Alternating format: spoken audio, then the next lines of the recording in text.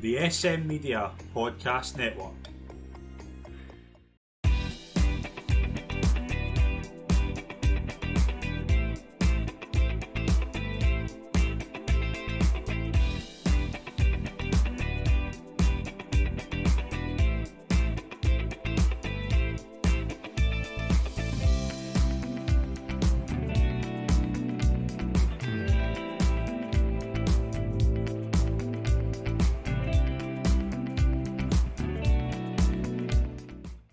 Hi there, and welcome to the latest episode of SM Media's Countdown to Cheltenham 2026. I'm Scott McPike. It is always a delight to be your host, as always. And if you want drama, then you just need to turn to the world of horse racing this week, as we have plenty to talk about. To join me, as always, it is an absolute delight to welcome from the Scottish Daily Mail, Callum McClurkin. Some weekend. Yeah, it's been a good last couple of weeks, really. A lot of big horses delivering, and there's some not last weekend, in dramatic circumstances. In every race, there was kind of, thrills and spills in one regard, and maybe the Irish form's more solid and more consistent with the book. But, Gordon Elliott turned over Willie Mullins pretty regularly, and had a fighting fifth that, well, if you look at the form book, you say the champion hurdler has won the fighting fifth. Nothing to see here, but we all know that it's quite a bit different than that. Yeah, and we'll get into that as well. Just before we get into the kind of big races over the weekend, we did obviously have the budget on the Wednesday after we recorded. It's kind of what we expected. Now, just in terms of, you've kind of wrote a lot about this over the year, and your kind of initial thoughts on what the kind of short-term and long-term impact is at the moment, because racing obviously got a lenient approach at the moment, but the gambling impact is probably going to impact racing a lot. Yeah, I mean, it's a wider hit to the sector, really, that'll have a knock-on effect in racing. The remote betting yield kind of went up 21 to 40%, which is kind of attacking online product, slots, casinos, things like that. Racing was left alone at 15. Regular sport went up to 25. Betting shops were largely left alone. So it's a bit of a help for the retail sector and the racing sector in that regard. But the bookmakers will turn around and say they've shifted their business so dramatically to the online casino thing because it's much more guaranteed profit that it's actually propping up the finances of racing to a large degree. Now, I mean, after costs and affiliates and things like that, I mean, they will kind of really struggle to make that online slot profitable. When you take in all the costs, and a lot of bookmakers will simply have to reevaluate their operations.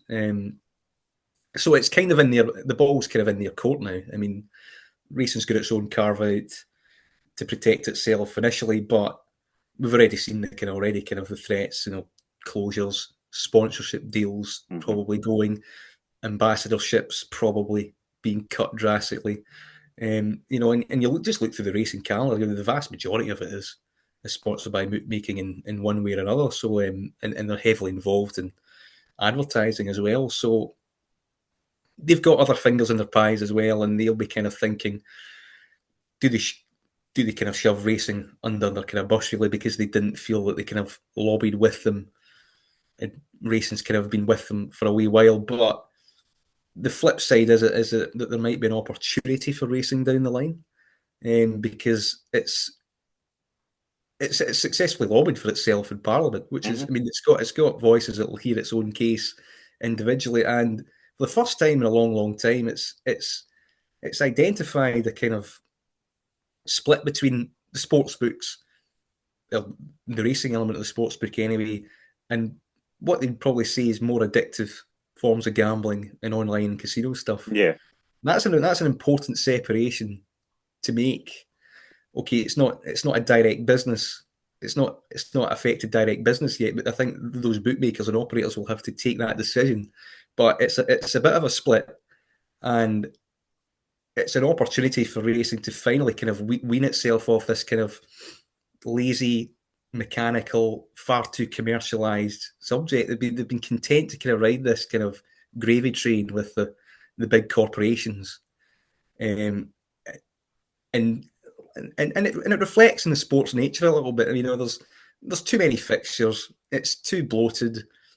It does need a bit of a cutback. It needs a bit of a trim. The kind of the fat does need cut. And with the media rights deal will be the next battleground to come up 2026, where bookmakers, and this is what they've been very consistent about, is that the cost to price up racing, to stream it, to do it kind of justice, is really, really expensive.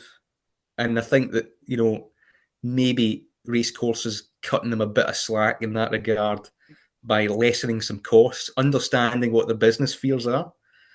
Because if the industry still want to mainly channel their kind of resources into a product that's been taxed now to 40% rather than the 15% they've got in racing, then that's a 25% big difference. And they still think that the future lies in casino, and that's where the argument now shifts for me in racing. I think they've got to kind of press this argument of, well, if we free up affordability checks, we could get more money in the sport, we could get the gambling yield up, and we can make the product more vibrant, more competitive, and more appealing to bet on. We can ease restrictions that way, and try and make bookmakers be bookmakers again, not casino Wild West operators. Like, this isn't Las Vegas, Let's go to Lingfield instead of Las Vegas or something like that. I mean, the tax ban there is there. It's now for racing to kind of maybe try and repair the relationship to a certain extent with bookmakers, to try and get them back to this bespoke product that it once was. I mean, it's a very volatile, unpredictable profit. Definitely you can make money out of it. Look at the fighting fifth result today. Any bookmaker without restriction would have cleaned up in that. The top three in the market that everyone's diving into, falls down to death. None of those top three were going to win coming to the last. And you've got the champion hurdler that's forgotten about, that's actually won it at another big price. And you had, the last year's Cheltenham Festival, the results are like man of a heaven from bookmakers. So, I mean, there are opportunity here that, if you're actually brave enough, get off the machines, be brave, be a bookmaker, lay a price, do it the old-fashioned way, make some hell of a lot of money out of it still. And I think you need to kind of try and shift the argument to that, because now that you've got a slight government split and there is a different treatment, they have said that there is a difference between racing and other betting products. And I think that's the kind of thing. If the BHA just sit there on their hands and allow bookmakers to dictate terms, then the sport will struggle. I mean, it can forget it, because it's just going to haul itself under the waterline. The bookies will just drag it down with them in that regard, because they can still kind of try and just channel the resources into that casino product, even though it's going to be very, very difficult to make a profit. But the thing is, it's guaranteed. It's a set machine. I mean, you can basically do what you want there, and that's why it's kind of so profitable. But I mean, that budget kind of put an end to it at the moment, and it comes into effect in 2027, in the spring of 2027. So there's a lot of time here to kind of adapt to things and talk it through. And I think there is kind of if the racing leadership are proactive enough and don't sit in their hands, like think, oh, that's our job done, then I think there can be a kind of decent enough future if you get some race courses, some bookmakers, might go asunder here. But it needs to happen, because the fixture list, there's not enough horses to promote the fixture list. I mean, even this weekend, we've got that Borders National, you've got the Welsh National Trial, you've got like 4 or 5 kind of same races over marathon trips this weekend.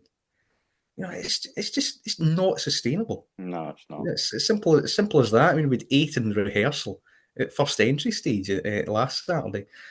Just a big Northern handicap. I mean, it just does need scaled back a little bit. And I think the likelihood is there's going to be a lot of short-term pain here, but I think racing can protect its kind of medium to long-term future by positioning itself away from, let's be honest, a product that in the wider public is seen as really, really societally harmful. I mean, it's seen as a big problematic thing. I mean, this is a deeply, deeply unpopular government at the moment. But after a poll on the budget, what they did in gambling taxation was the joint highest approval. 82% of people approved it. You've got to understand where you are out with the kind of sector. And to be honest, sympathy for this sector is remarkably low. And you can kind of see why. I mean, they've just pushed the envelope and pushed the guarantees too far. You see it in sports betting, you see it in racing betting, you see the prices, they're already getting worse. Your offers are already getting worse. your margins are already getting more squeezed. I mean, you see it in pretty much every market priced up. The flip side, the bookmakers will say, well, there's a lot of 2-runner, 3-runner, 4-runner races that are just not worth watching and not worth pricing. But I mean, that's it. So that's where you're at.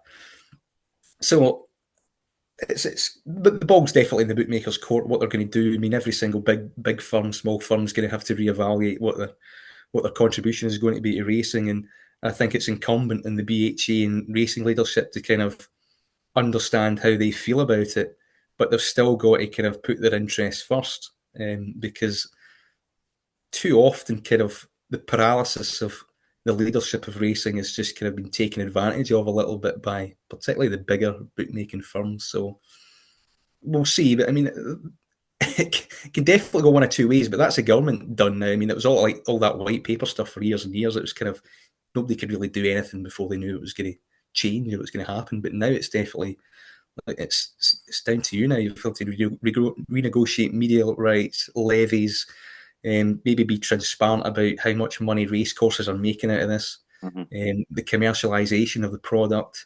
You know, all of this now has to be on the table, and it's there might be a lot of kind of fighting about it, really infighting. It could get quite ugly and messy, but you know, it simply needs addressed one way or the other. It'll be interesting to see which way it goes. And hopefully racing can kind of take this kind of position that they've got now, that little bit of separation, and not kind of and use it in the kind of right manner. And it'll be difficult. It'll be I mean, there'll be a lot of kind of internal kind of politicking going on, and a lot of kind of eggshells that have to be tread upon here, because I mean, there's a lot of kind of relationships that are being very, very frayed by this. So yeah, Lord Allen has his diplomatic work cut out, the head of the BHA, I would say. Yeah, it's going to be very, very fascinating to see what happens in the next kind of few months and few years. Right, let's get into the action over the weekend. We'll start with the big races with 3 Grade 1s and a big handicap. We'll start with the big handicap and leave people waiting another minute or two to talk about the big one. Panic Attack won the Coral Gold Cup. Remarkable improvement in this horse, who was a bit of a cliff horse for me until the last 2 runs, because I haven't fancied her in the Paddy Power or the Coral Gold Cup, and she's went and smashed up in both races. Yeah, I think I remember her as a juvenile when she was with the Pipes, wasn't it? Yeah. Yeah, and she went off 16-1, which was surprisingly big given the way she took out the Paddy Power Gold Cup in good style. I think a lot of people just had her down as a non-stayer, probably. Yeah. But she saw out really, really well. Prominent, jumped well, improved again. Maybe the big clue was that the Skelton's kept on the King George. That was pretty revealing. I thought it gave her an entry for that. And she's still in that December Gold Cup. So I mean, and I think she's now up to 147, and that doesn't really look beyond them the way she took that out. 120 when she came to the Skeltons, so it's a remarkable training performance to get her to where she is now. The one to 127, then one. I mean, she did kind of a penalty taken off there, so it wasn't as bad as first thought. So he's getting high 130s and then into high 140s now, and she looks open to further progression. I mean, you know that the back target's the Mare's Chase. It's an ideal race for her. I do know a few people that have had pennies on the King George at 500 and things like that in the machine. But that would be brave, I think, to go that route. But I mean, they conceivably could, because I mean, when mares could kind of pick up and progress, there's sometimes there's no end to it. She jumped superbly, and it's a case of will she see this out, come in the last 2 or 3 fences, and she definitely did, and one with plenty up her sleeve. Couple of horses in here I want to talk about. The Changing Man's just never going to win a race, is he? Yeah, we keep saying this all the time. He's just going to play second and third, but I mean, he ran really well. He ran to his mark. You know, he gave the race, you know, what it is. You know, 3-car brag, ran really well up front. Martin was lobbing away really nice. That's the one I was going to ask you. Yeah. And would definitely been a factor in the finish. And look where the Changing Man was. I mean, if you're looking at that kind of like Ultima form, you know, it came to the 4, he was in the right position. I mean, the top 3 were all front rank throughout, and he was getting into rhythm, and he just kind of logged at one. And he's kind of got this all or nothing profile now, where he either wins or falls a little bit. I mean, they're suggesting the That, that, Weatherby that race at Christmas. yeah, the Roland Merrick, Yeah. that kind of crept into Hoyson-Yor a little Mhm. bit. That kind of like just dive at one, be a bit clumsy. Nobody would be kind of an ideal jumping test for a minute rhythm. There was a little bit more pace pressure than there was at the Ultima, because there's a better class of horse, that are and they'd be mindful to it the last time, and I don't think the start kind of helped him really either. I mean, and it didn't help a lot of people. I mean, the big gamble at Pick Rock, he was significantly shafted by it. It didn't help Inch House and things like that, and it was a heavy enough fall. Factories been up fine. I was a bit worried when the ground get a little bit soft on the day, because that would put a bit more pressure on his jumping. And he didn't quite get high enough as he would, and I think he's a better horse than maybe spring ground. I think he kind of needs it a bit drier for kind of his jumping to become a more reliable asset.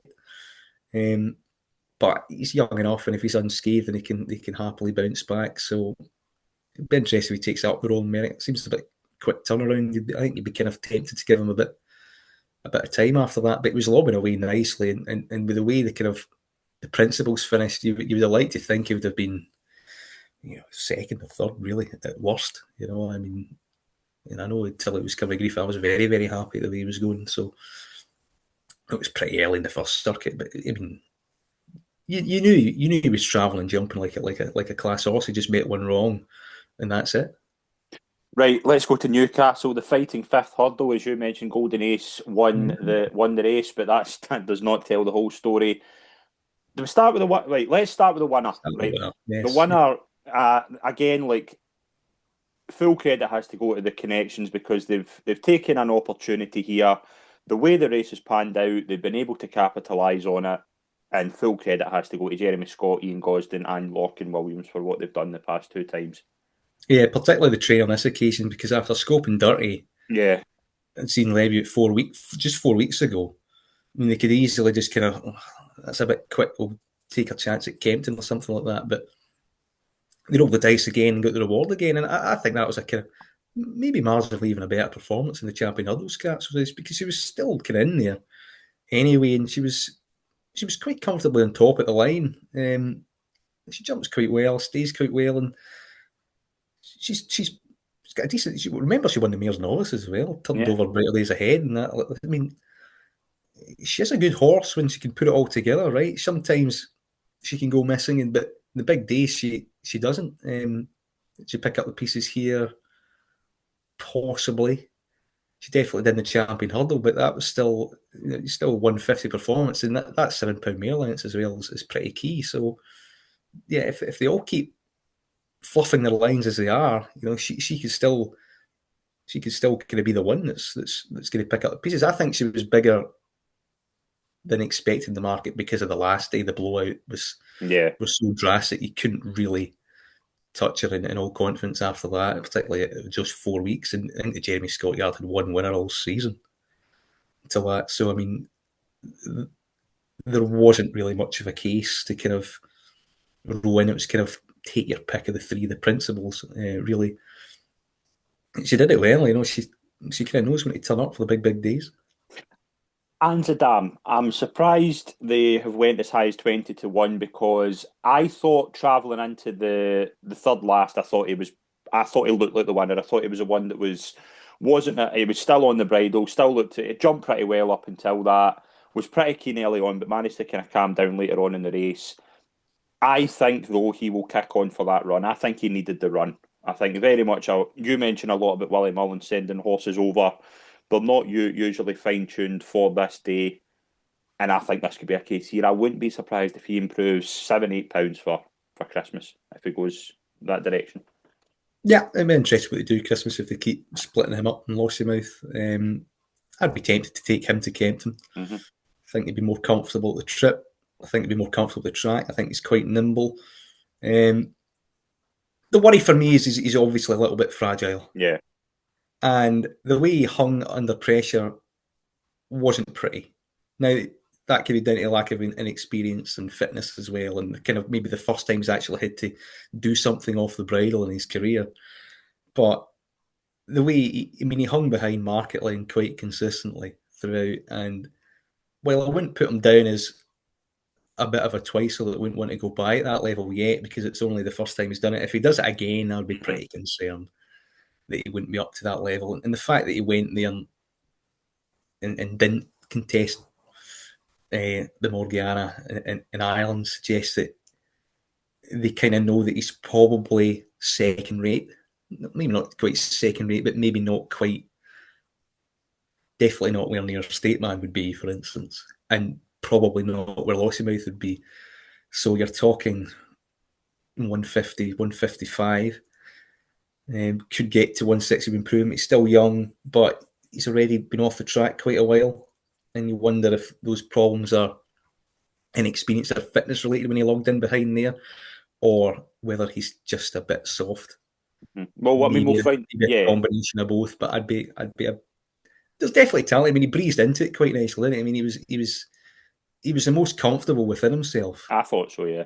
And that's probably the first meaningful race he's really had in his career. I think Golden Ace is probably the best horse he's raced against. I know that, Constitution Hill and the New Lion obviously were in the race as well, but I don't think he's raced against a Golden Ace.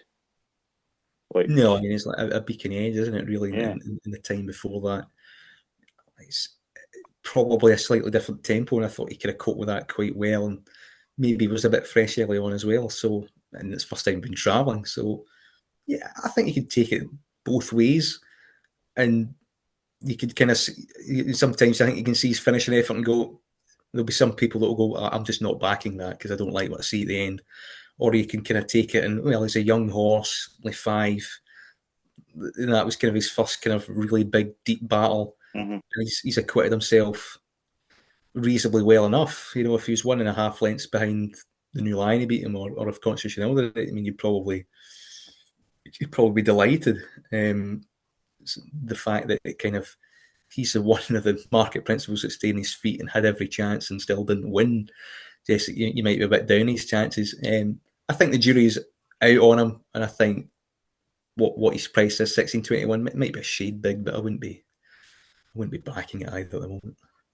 Right, Constitution Hill. Every single person with an opinion on jump racing has had an opinion on this, so it's time for us to get involved. That's the third time he's fell. What is going on? Well, he's gone, isn't he? I mean, I've said this before that. I mean, I'm sorry. I mean, he's absolutely gone. I mean, I remember the preview show that we had in the first time, you know, you had said, I mean, I went back in the 80s. You know, he's 16-1 now. I think it's 16-1 to get round. I really do. That's the thing, yeah. That's the thing. And to be honest, he came for him again.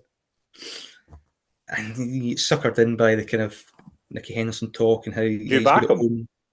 No, I backed the New Line, actually. No, I didn't back him. And I said exactly what I did last week. I said that we'll come to him, and you know, I did place Liam, actually. But I mean, okay, because I just think falling was the most likely outcome. You know what I mean? He's completely guessing at his hurdles every time at pace. I mean, he takes off way too early. He's diving through them. It's actually dangerous. Yeah, and they should stop. Really, in truth, in my opinion, I wouldn't try and put myself through that again. I mean, why would you? I mean, they've had a whole summer and a whole off season to try and strip it down, and he's got to the second. What's he jumping though? Is he jumping these hurdles, or is he jumping the Birch hurdles? Nothing to do with the hurdles, padding, Birch. You can put a phone book above him and he won't jump it. I mean, people need to get kind of real about this and see if there's a solution here. He's got no confidence. He doesn't know what he's doing, and it needs to stop. It needs to stop because one day he's not going to get away with it. Yeah. And he might not get up. No, I agree with that. The other thing I was going to bring up was I've seen a lot of people, and I text you immediately after the race, and we have been fairly critical of the jockey with the horse the past couple of times. It is the horse here. He's not asking, it's not the jockey here. Isn't it? And then people say, will a different jockey make a difference? they kind of tried that, and I know it was different over in Ireland, where he looked like a horse would fail both times and just wanted nothing to do Well, with it. I actually don't think he's there in the bridle. I don't think the engine's right either. Personally, I mean, he jumped the first. We don't know that. That's the thing. We do. Punchestein told us that to me.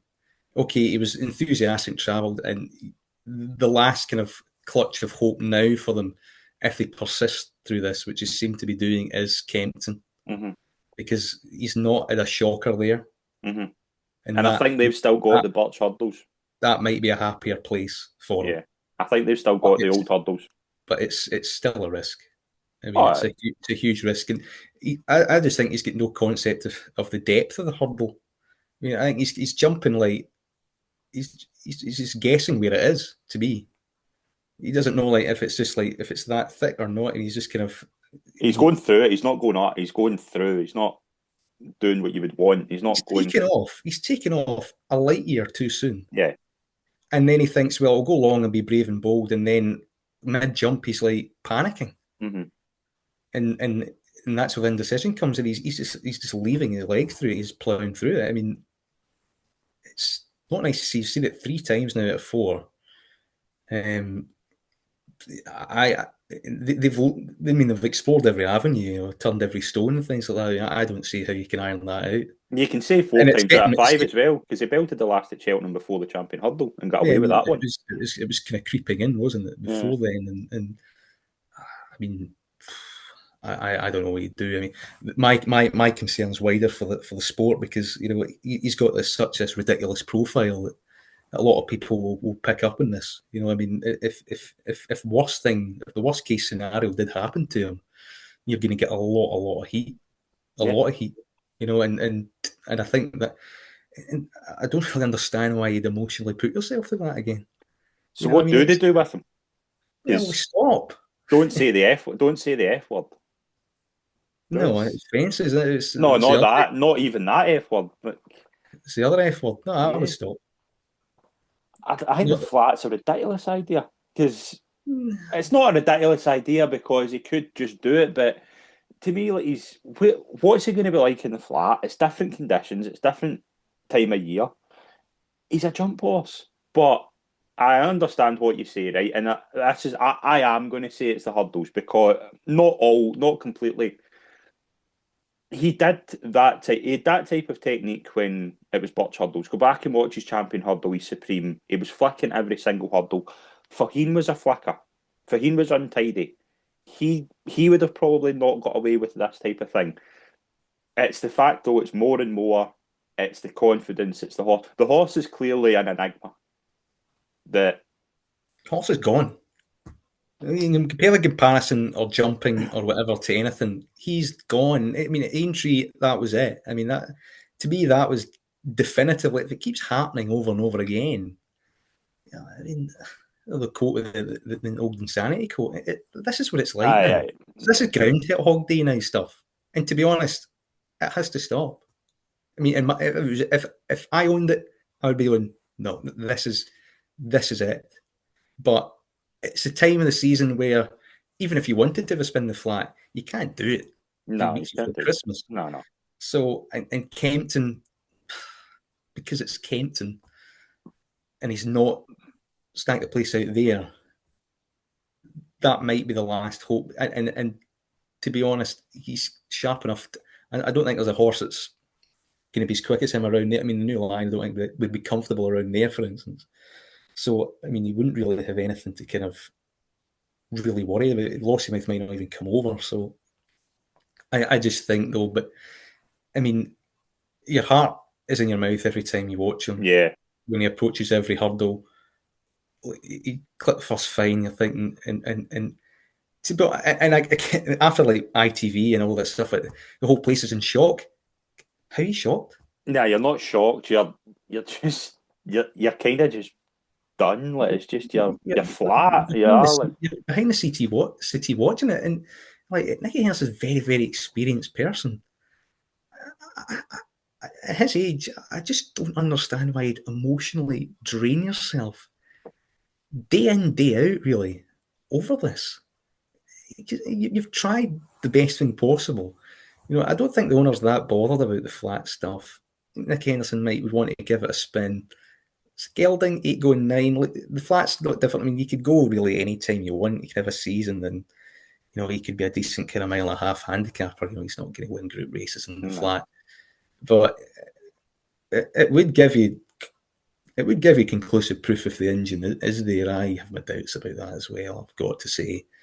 The only positive was that he was enthusiastic enough. He didn't look totally out of love with it like he did at Punchestown. Yeah.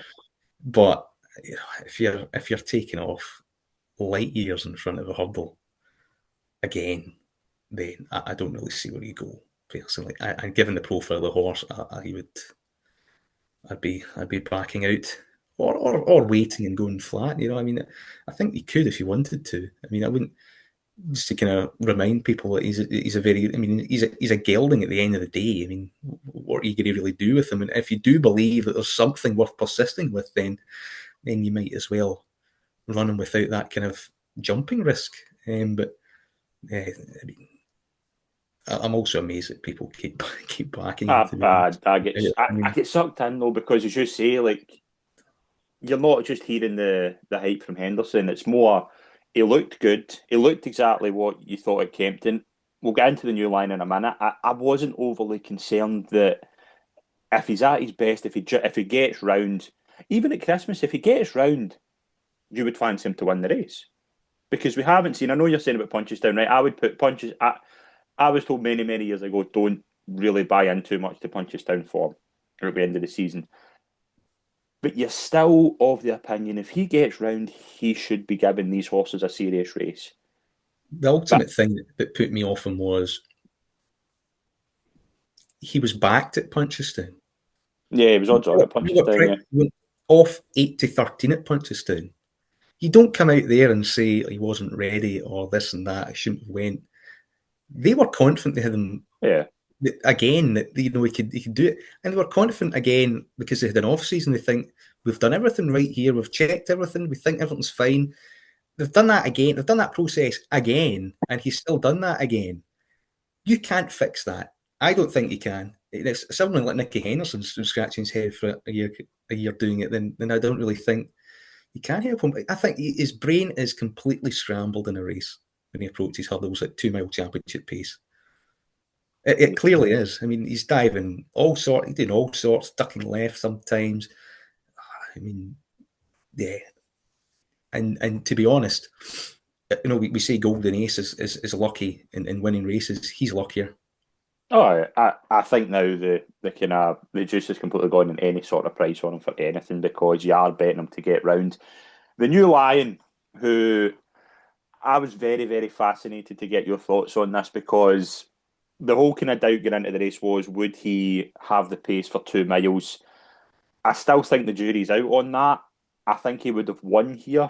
And as you rightly said to me privately, it was more a case of he was left out in front, he probably followed.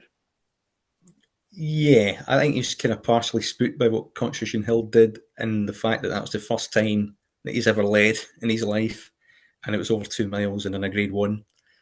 And he was kind of lugging left of it, and he was kind of looking for company. He almost ran out. He's very inexperienced still.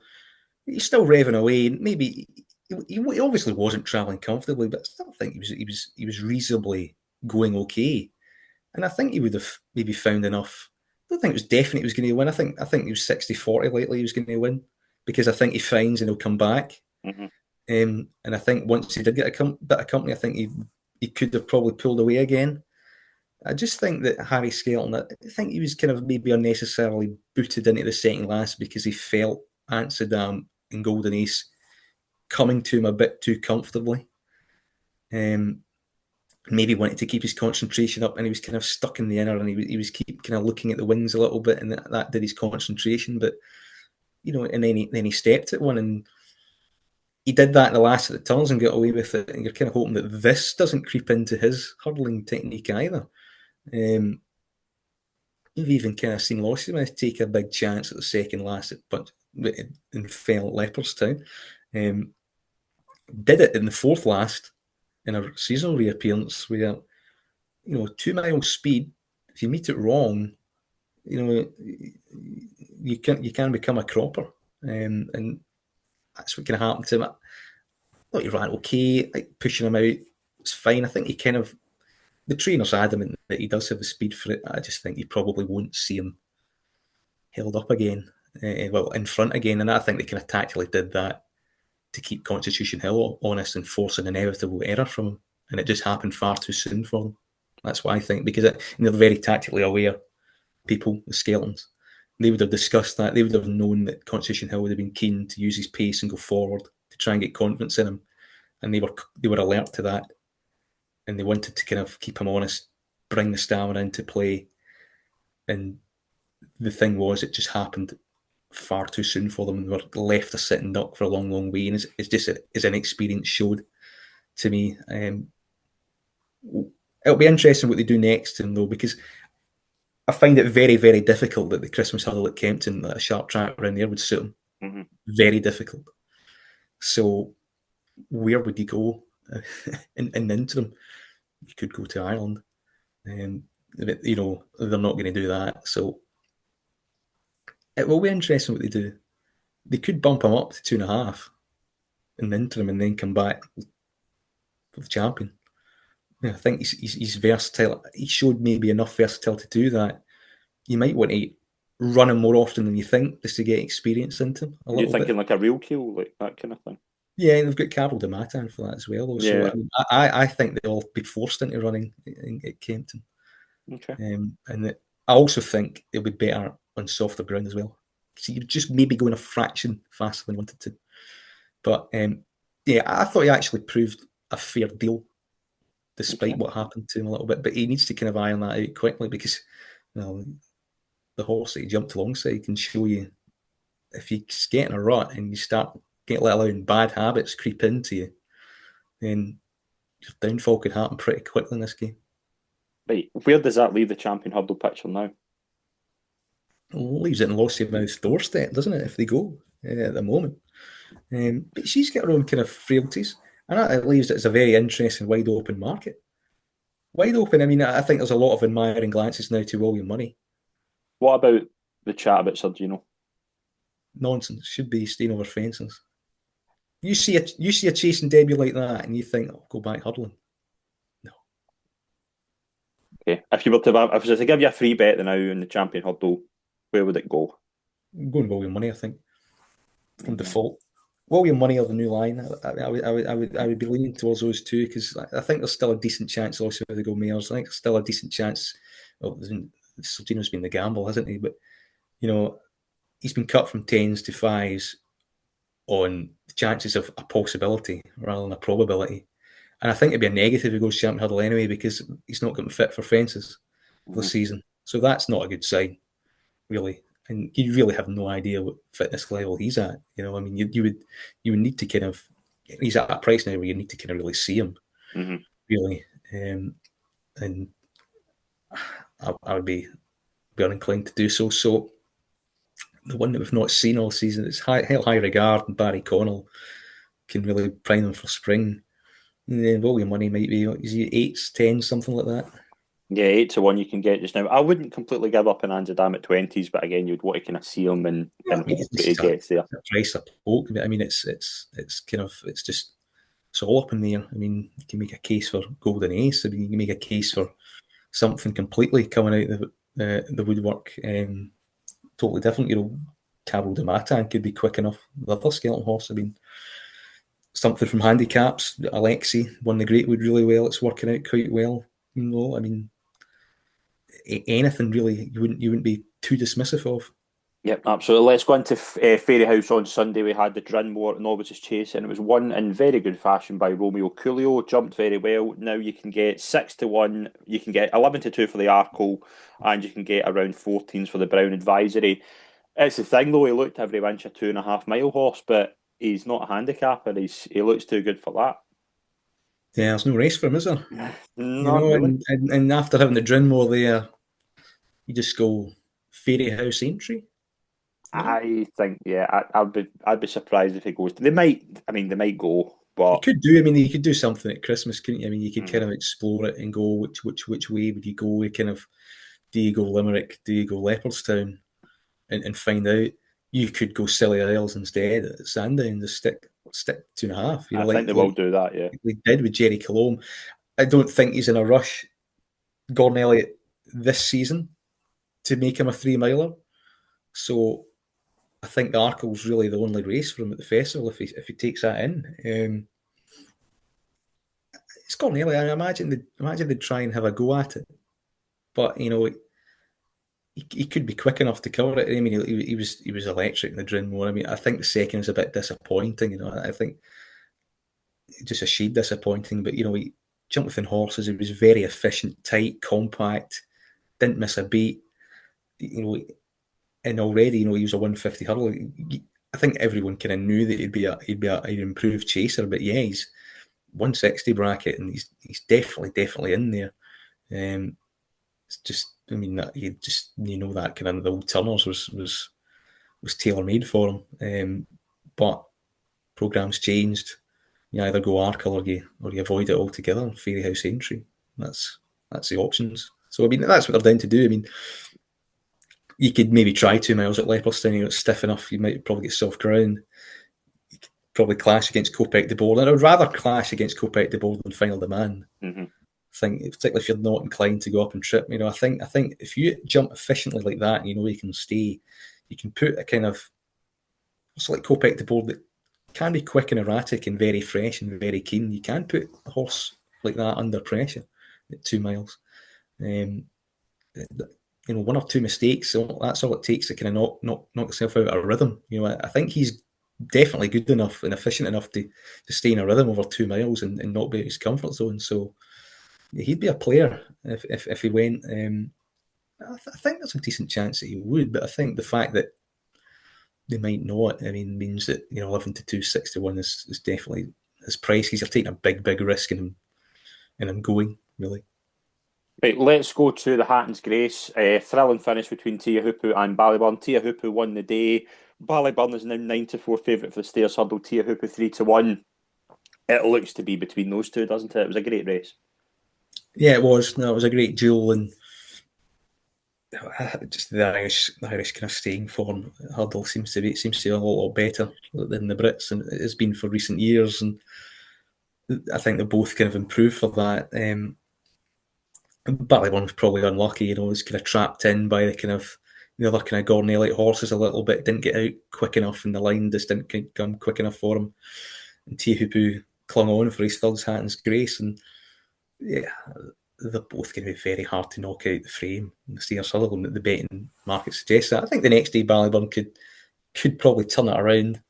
At Cheltenham, if it's soft ground 3 miles, every staying race I see these days seems to be going at a bloody crawl, and it really annoys me. The stamina doesn't barely come into play.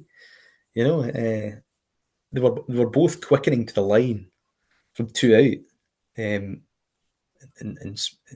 it did become a kind of the usual kind of dash from the back of the second last, like all these races. Was the Newbury one was like that, and I thought Ballyburn was showing a bit more speed.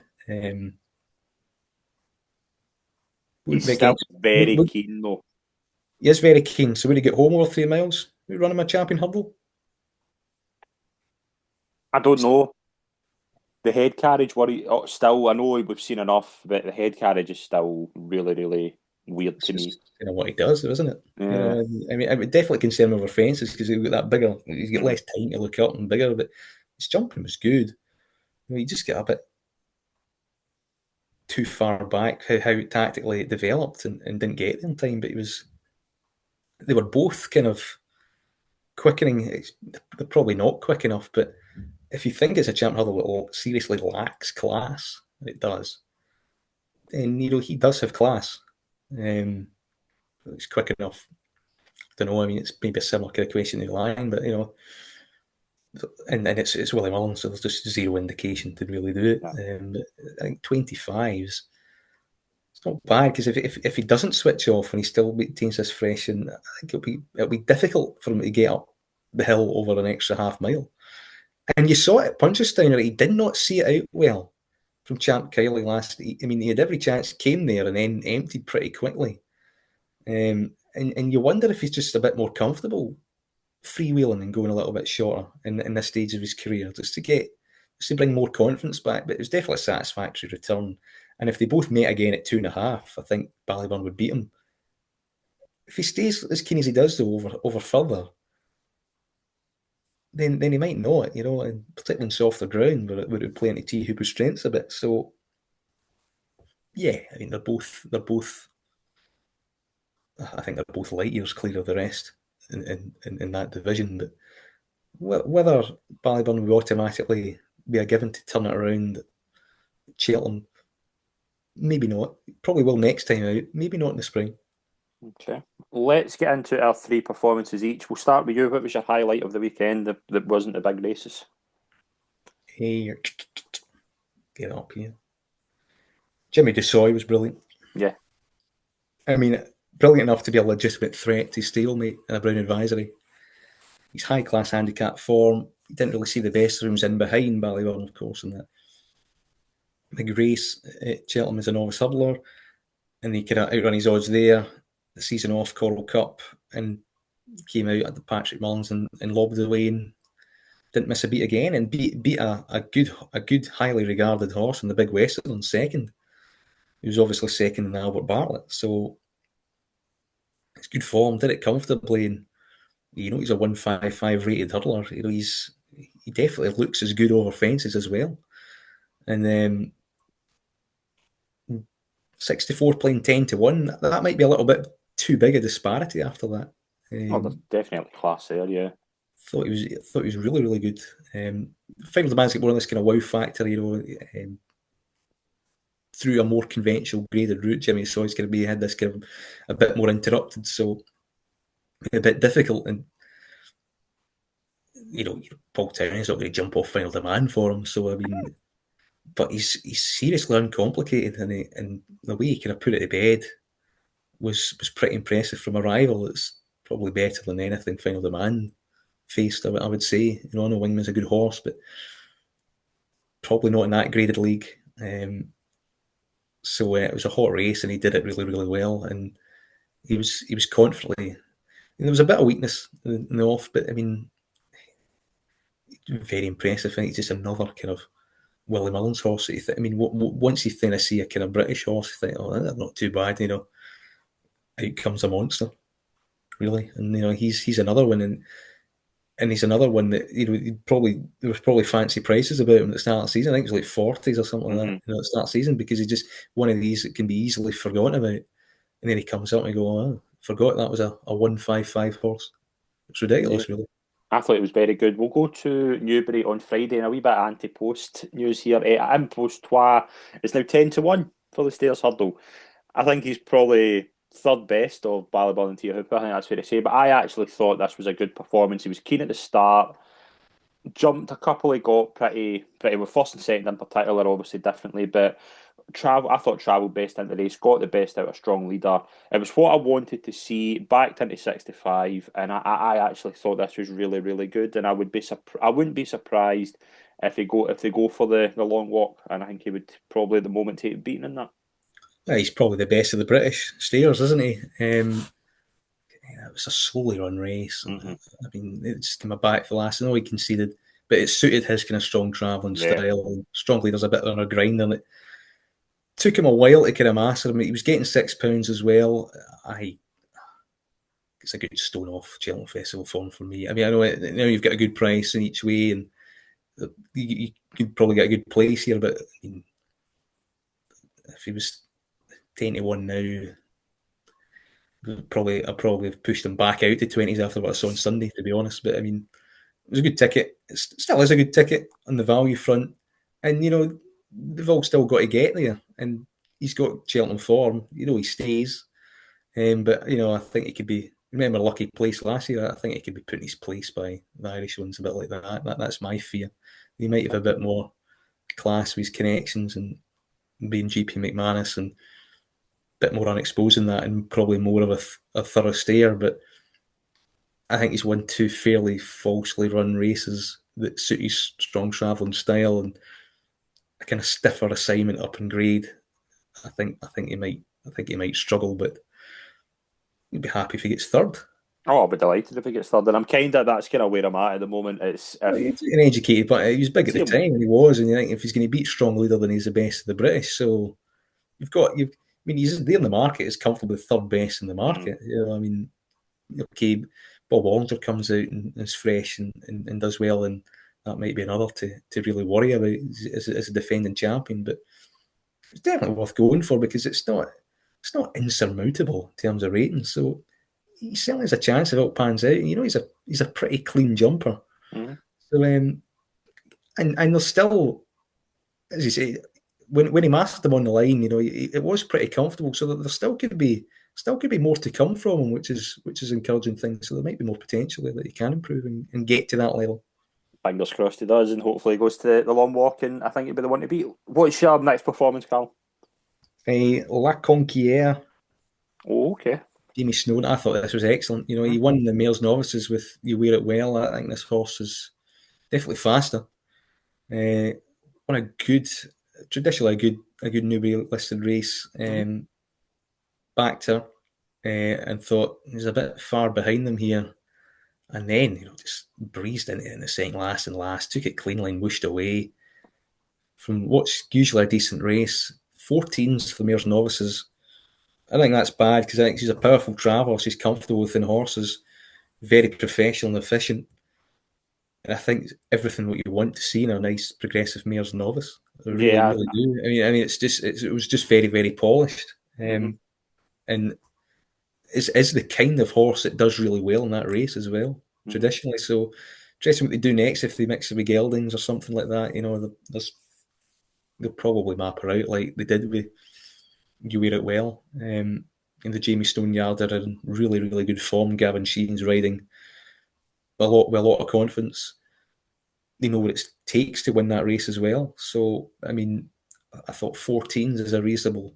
Again, not really seen any serious Irish horse or any Irish challenger, so you can't really kind of green light to go in. But I mean, I think she's kind of solid, and I think she kind of can set a decent marker where British races, British trainers can, and Golden Ace can make an impact there. And she does look like a mare of that caliber. She really does.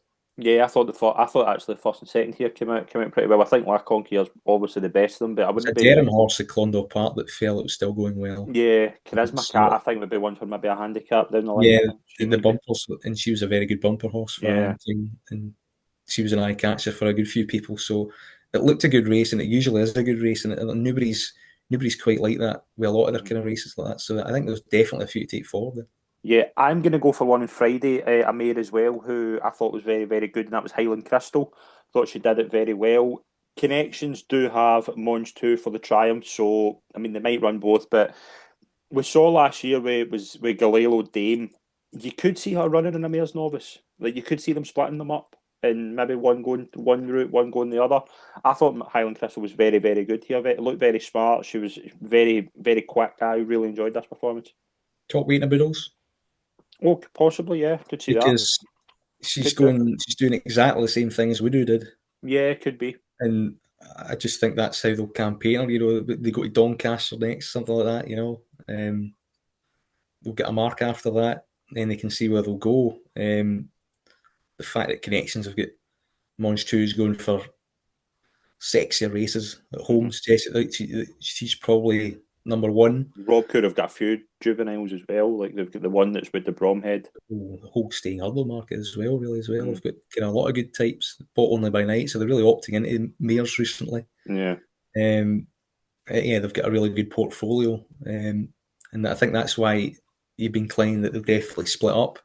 And you definitely think Monge 2 is probably the one they rate slightly higher. But she's well related. Half sister to Envoy Allen, for instance. And she did it quite nicely. Another rare winner for me over the weekend as well, because she just had a class edge over them. Yeah, she did. And she eventually took a wee while to get going. But yeah, I started really nicely, and there was a lot of horses in that race as well. So again, you know, big runner fields later down the line.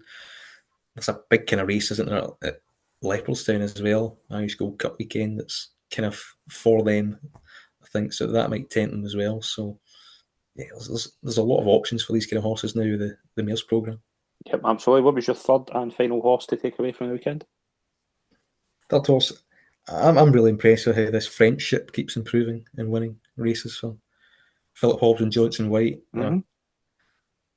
Had a spell at Chepstow the first day, but just keeps on winning and keeps on winning with tons in hand. I mean, he came up that day, nobody travelling ever so comfortably, like did at Cheltenham, and just waltzed away from them, thinking how much more improvements this horse got to come. He can knock it up £7, knock it up £7 again. A bit like Panic Attack, really, to a lesser extent, at a slightly lesser level. There must be seriously big handicaps now on their radar, because I rarely see kind of horses improve that easily. I think the handicapper, you think the way he wins, you think, oh, well, that's £7, £8, that's going to be a lot tougher next day. And he just travels the same way. He doesn't make any mistakes. Looks the winner from pretty much the start of every race he's been in. Even the one that he fell, I think he was going to win that. So he didn't materialise. But I mean, he's still going on. I mean, he still went off 11-4.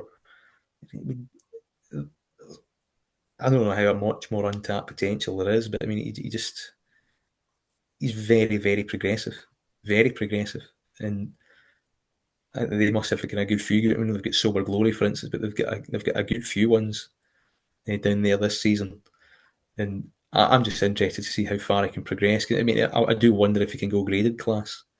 He cannot be far away. The way he travels, he travels and jumps and puts races to bed with minimal fuss in a way that a graded horse would.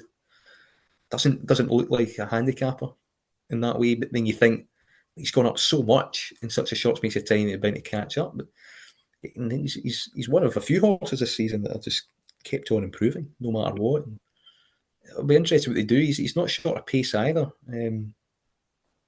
Yeah, it's fascinating to see what they do. Betfair hurdles, things like that. I mean, I don't know. I think he's quite quick as well. I mean, he can quick and he can stay as well. I think he's quite. That's another kind of sign of a good graded horse. I think he's trip versatile. So I mean, and ground versatile as well. I think he's very, very good. Yeah, up to 146. Still more to come. Still depends where. Yeah, I mean, it's a similar mark to what Panic Attack is now. So in Cheeston, it seems to have more to come. So, but just interesting how these horses can still improve at the rate they are. Yep. The third one I'm going to go for is a similar kind of improver. Mambo number 5 for Ben Paul, and I thought she was very good. She's up to 139. I think you backed her as well, so it was a good weekend. No, I keep backing this horse all season. I love this horse. Yeah, she obviously was a graded winner as a juvenile. Ben Paul does very, very well with these types of horses. She's got a lot more to come off 139. Cheltenham, I wouldn't be surprised if they throw in a Jack Richards. She might be good enough for that. You definitely get the scope. And as a 4-year-old, is all there. Physique. You'd think more 6 or 7. I mean, and jumping technique is fine, and very, very big horse for the age. And doing things that probably shouldn't be doing. His future looks comfortably over further. And it's put class on both the races this season. Won the Adonis, which again, the tighter 2 miles of the lot, really, you'd think it'd be unsuitable. So, and fencing's definitely the game. Yeah, there's still more handicaps to be won off that mark, and particularly as you go up and trip. So it's just whether you kind of keep pressing ahead as a big kind of 4-year-old, get the allowance, things like that, or can I say, well, we've had 2 quick runs now, we'll pull it back a little bit. But yeah, it's just a really nice horse, particularly for the age as well. To have that scope and presence at 4, it's quite something. Right, let's get into what's coming up this weekend with a similar type of a busy time, and we have 2 Grade 2s on Friday. We have the Winter Novices Hurdle, and it looks like we're going to see no drama this end in this. He's 8-13. Horse I actually quite like, Tom and Janks being at 3-1. The horse of the Tizards, who I'm not even going to attempt to pronounce, is it Cryptic Jim, I think it's called. You've got Absolute Doy in the Blue Room, but no drama this end turns up here. Quite surprised they seem to be going to this, because they did say it was no no stop to the Charlo, but they seem to be tempted to go and take a grade 2 out before that. Yeah, I think they kind of have to be really kind of state their intent, as Paul Nicholls once graded horses and wants to show them off. And, never run here for more experience purposes is definitely no bad thing. And a £5 penalty for what he's done is more than fair. He really should be defying it. And I do think Cryptic Jim is the danger from the last day. Tizard's in really good nick. Won well, but is he in the league of no drama this end? Or will we not? Definitely more improvement to come from him. And yeah, if he takes his chance, you'd definitely expect him to take it out, because he's definitely probably the number one prospect in the Nicholls Yard. Yeah, I think no drama this end wins. Tom and Jack Spain's a decent horse again. Did a lot wrong in that day when he won last time out, but there's certainly more to come. Looks a big raw horse who might just be too soon for him, this type of thing, but I think there is a good horse in there in the future. We'll go to the Esher Novices Chase over 3 miles, and it looks like Doyen Quest will rematch with Quebecois. Salver's in here as well. The one I quite like for Jamie Snowden is Lawrence Bay. I think she's got a right chance in this. Yeah, I mean, at the weights and the ratings and strict figures, it might be difficult, but it's a yard in form. Again, the debut is very, very efficient and good. Has a chance. The moors around Sandown are usually lethal, and I think Solver has got a big chance. It's around the 72 mark. Highest rated of these over hurdles. No shame being third to the Lamba, where he boxed on quite well. This probably a bit more suitable. The moors around here normally get them in top shape, and if they're in top shape and they all run to their rating, he'll win. Quebec is open to any sort of improvement. We all think that this is what he wants. 3 mile trip chasing. He was kind of caught in the hot by Doyen Quest, and he kind of gave up a little bit. Can't afford to do that again. Yeah, it was understandable though, because that was his first run of the season. So yeah. I don't think there's much shame in that. And Doyen Quest was fit and ready and had a go. I think he's getting £3 now off him. So 11 against 11-4. You can see that being turned around. Mm-hmm. It's not impossible, be done. But I do think Salver's a little bit underestimated. I mean, he's a very high class middle distance hurdler, and I thought he ran as well as could be expected in probably the hottest beginner's chase of the season, and behind Lolamba, the horse of Ollie Murphy's when he was third, and he was trying to mix it for him from a long way out. And Sandown usually gets soft, and I think he'd be suited by that. A bit of soft ground, and the moors always target this meeting quite well. And if he's on it and jumps well, he could be a bit underrated and could be hard to beat. So I'd probably side with him, particularly if there's soft in the description. Right, let's get into Saturday. We've got the Beechshire Handicap Chase at Aintree. Mr. Vango in here at 6-1. Gabarayo, White Rhino, Galilei Lato, King Turgeon. The one I quite like here is Bill Baxter for Warren Greythrex if they decide to go here. I think definitely trip shouldn't be an issue. Very, very good last time out at Punchestown. Had the run last time, which I think is actually, he'll come on for that as well. I think if he's 12-1 on the day, I think I'll be going for him. Yeah, well, I mean, it's an open handicap, isn't it? I mean, he could definitely take a hand. He's effective over these fences, and he's got a good entry record.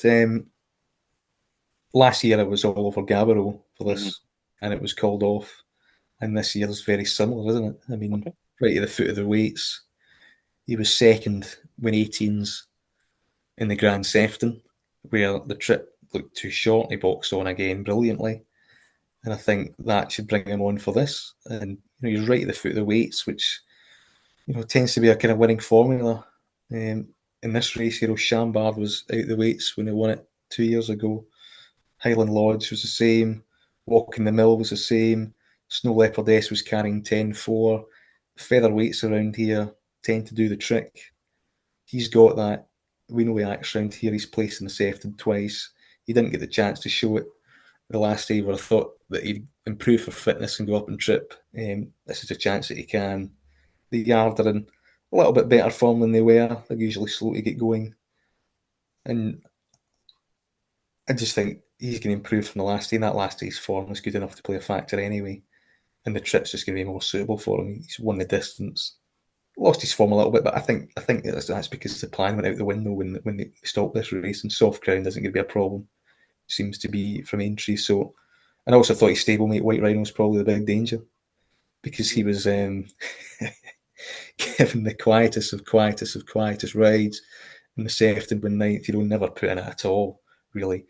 I think that this would be a bit more suitable, and to be honest, in Peregrine trip wise, it would be. And King Tilton's a standing dish around here. I wouldn't entirely rule him out either. So, but I thought the two Greenall and Guerrero runners were the ones to focus on here. Mr. Vango might need it. Seasonal reappearance. These two have had outings, have had sighters. Reverse forecast isn't a bad play either, I would think.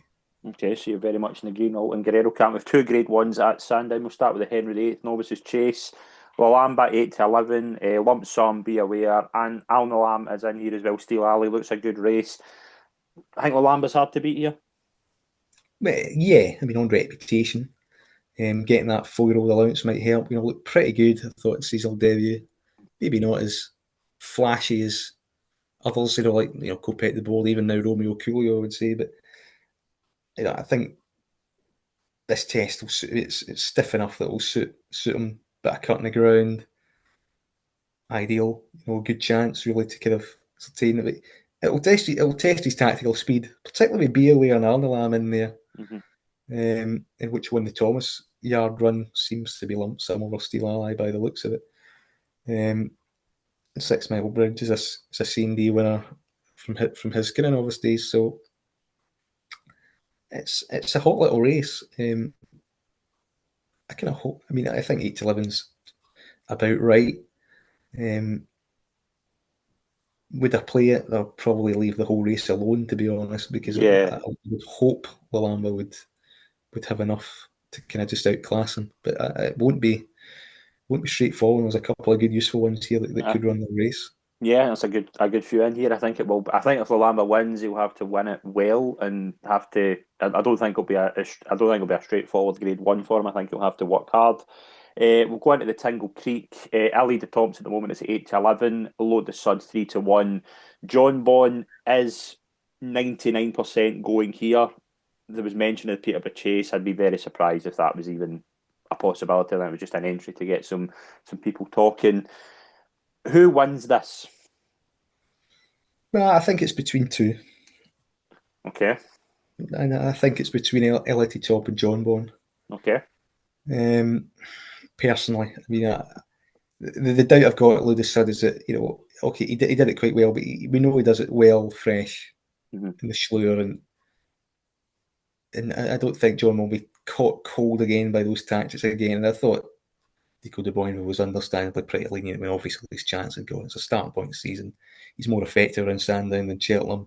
I think it was a bit disconcerting the way he folded in the jumping department a little bit, but I think you can just about give him a pass for it. It's Cheltenham. It happens there a little bit to him. Sandown, it doesn't. And I think it happened when he get turned over at Sandown by LT Tom. I think he had a hard race at Cheltenham and he had a hard race at Aintree and just couldn't back it up. So I think that was forgivable as well. So I am not convinced that he's on the downgrade. Could be. I'm not convinced he is. And I'm certainly not convinced he is to go out to 4 to 1 here. I think it's a big price, yeah. That was my... I think he's a plausible bet, really, isn't he? At 4s. I mean, LT Tom looked pretty good at Clonmel. I think he's kind of becoming the finished article a little bit. Another that probably doesn't show his best at Cheltenham and excels everywhere else, but he's got the rate in the bank. He's still young enough to keep improving at this. And a shade odds on with Willie Mullins, Paul Tennant's going to come over, and he's won the celebration chase quite well. You can see why people just not look past him, really.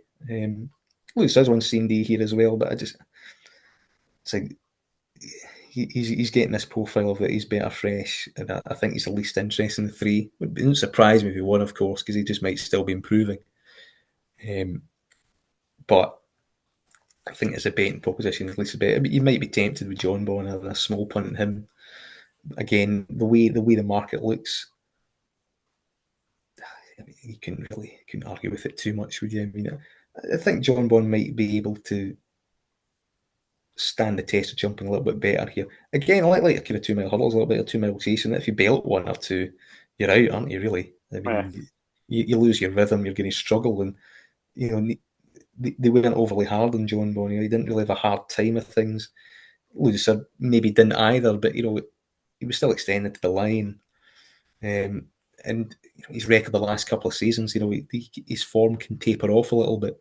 You just wonder if he's just best fresh. So, and I think he's the least talented of the three as well. I think there'll be a lot of money for John Bond in the day.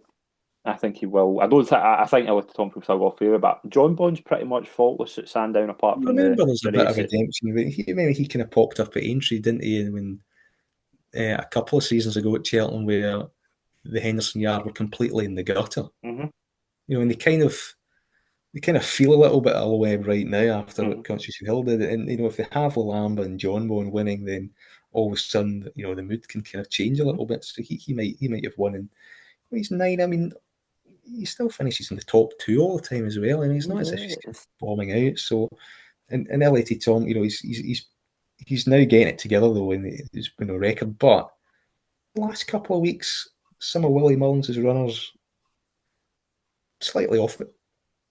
Yeah, I think John Bond's a big price at 4-1. I'm not completely against Lotus Sud the way you are. Like I think he's definitely a player based. I think what he saw last time, if he can back that up, I think he's in with a real chance in this. I think it's a very good race. I'll probably wait to the day, but at the moment, I think John Bond's probably the marginal call. We'll go to the Peterborough Chase on Sunday. There's also a couple of graded races at Cork, and there's also the Scottish Borders National. We'll have obviously picks on Sunday. The race we'll talk about here is the Peterborough Chase. Jello's 4-6 for Venetia Williams. St Sam's in here as well for Willie Mullins. I'd imagine they might go here. Hitman, you've got John Bond probably isn't going to go. Boom Bond's in here as well. Is this straightforward for Jello, do you think? Yeah, I won it last year, and I think it's seasonal reappearance. I think a replication of that will be enough. And a lot of Venetia Williams is improving for the run. So, yeah, I mean, he could take this out, stay out quite nicely, and maybe a few people will be kind of considering him a little bit each way for the King George, because I think that seems to be the plan. But it's his race really. St Sam might try and make a good go of it from the front. I'm wondering who rides St Sam. I know obviously Hitman's in there for Paul Nicholls, so I'd imagine Cobden rides that, but I'm very interested to see if St Sam does go, who's on him, because Townend I would imagine would be in Cork. Priced up if he's going to go, isn't he? And Townend will definitely be at Cork, won't he? Yeah, I would have thought so. But it's going to be very interesting. Actually, Jello, I think Jello replicates the Charlie Hall. I think he wins this comfortably. Any other kind of fancies you've got for the weekend? It's a good weekend again. There are big races all over, and obviously we'll see the likes of, we'll maybe see the return of Majbra, Energamine as well.